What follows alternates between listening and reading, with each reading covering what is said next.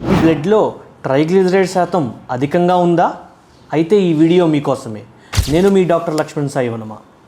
So అసలు triglycerides అంటే ఏంటండి? చాలామందికి తెలుసు కొలెస్ట్రాల్ టెస్ట్లో ట్రైగ్లిజరైడ్స్ అనేవి ఎక్కువగా ఉంటాయి, తక్కువగా ఉంటాయి అని చాలామందికి తెలుసు. సో చాలామందిలో ఒక మిస్కన్సెప్షన్ అంటే ఏంటంటే ఫ్యాట్ తింటే ట్రైగ్లిజరైడ్స్ అనేవి అధికంగా పెరుగుతాయని, ఫ్యాట్ తింటే కొలెస్ట్రాల్ అనేవి ఎక్కువగా పెరిగిపోతాయి అని ఒక చిన్న మిస్కన్సెప్షన్ ఉంటుంది.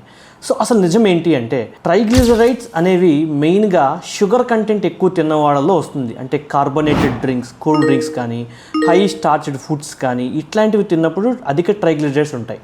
అంతే తప్ప ఉట్టి కొవ్వు పదార్థాలు లాంటివి ఏ గుడ్లో లేకపోతే వెన్నో లేకపోతే నెయ్యి కానీ ఇట్లాంటివి తిన్నప్పుడు ట్రైగ్లిజరైడ్స్ అనేవి అధికంగా ఎక్కువగా ఉండవండి.